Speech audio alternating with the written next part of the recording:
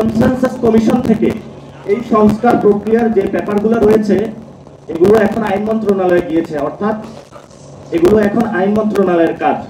সংস্কার প্রক্রিয়াগুলো জনগণের যে ন্যায্য দাবি তাকে বুঝিয়ে দিতে হবে। 2 নম্বর হলো বিচার প্রক্রিয়া, তাকে বুঝিয়ে দিতে হবে।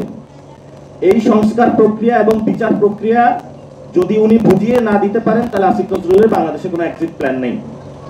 প্রথমত ডক্টর ইউনূস শহীদ মিনারে যেতে হবে, আর এগুলো প্রস্তুত করে দিতে হবে আসিফ নজরুল রেগালওয়েতে।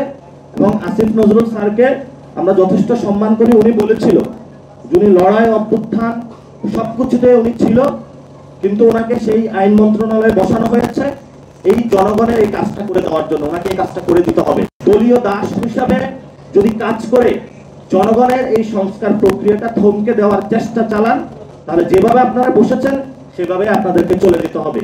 তবে এবার এভাবে চলে যেতে পারেন না, বিচারের কাজ করে আপনাদেরকে দাঁড় করাতে হবে। আর এটা ডক্টর ইউনূস খুবই ভাগ্যবান মানুষ। বাংলাদেশ 2.0 যেটা অথবা নিউ রিপাবলিক, এটা ওনার হাত ধরে যাত্রা হচ্ছে।